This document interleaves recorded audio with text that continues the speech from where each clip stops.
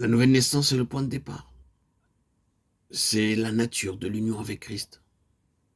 Et c'est par là qu'il faut commencer. C'est ce qui donne au Saint-Esprit sa base d'opération. Par la nouvelle naissance, nous sommes un avec lui dans sa vie ressuscitée et souveraine. En lui, le triomphe complet de cette vie est déjà consommé. Nous touchons ici quelque chose d'absolument vital, quoique élémentaire. Notre Dieu fera que nous unirons à lui par l'intérieur. Il agira du dedans.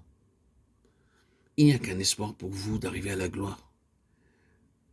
Et c'est un chemin sûr. C'est Christ en vous. Il y a une nécessité absolue pour tout enfant de Dieu, appelé enfant de Dieu, de vivre de la nouvelle naissance. Qu'est-ce donc que la nouvelle naissance, somme toute? C'est par la foi, recevoir dans le cœur Christ, c'est-à-dire la vie. Non pas la vie en tant qu'abstraction, mais la vie qui est indissolublement liée à la personne. Il ne peut pas en être autrement puisque le Saint-Esprit est une personne. Il est l'Esprit de Christ et il est l'Esprit de vie.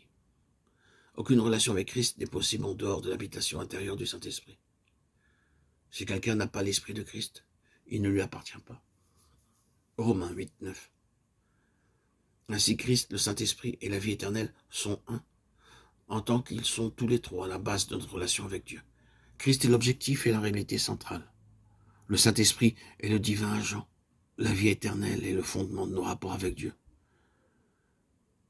Quels que soient les termes que nous employons, nouvelle naissance, née de nouveau, d'en haut, régénération, née de Dieu, la signification reste la même. Nous recevons en Christ, par le Saint-Esprit, la vie de celui qui est à la droite de Dieu. Le processus de conformation à son image reste lettre morte jusqu'au moment où cette vie est déposée en nous.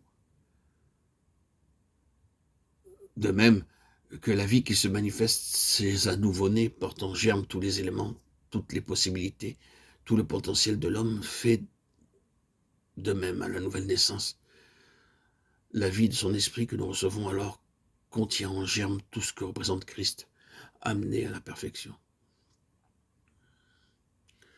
Cette vie-là n'existe par nature chez personne. C'est le don de Dieu à la nouvelle naissance, le fruit de la régénération par le Saint-Esprit. Et c'est autour de cette vie nouvelle et intérieure que gravitent tous les intérêts de Dieu. Donner à cette vie l'accroissement qu'elle comporte, en développer toutes les caractéristiques, tel est le seul objectif que poursuit le Saint-Esprit chez l'enfant de Dieu. Mes petits enfants, écrivait Paul en s'adressant à certains croyants, pour qui j'éprouve de nouveau les douleurs de l'enfantement jusqu'à ce que Christ soit formé en vous. Christ formé au-dedans. Telle est la nature de la croissance spirituelle.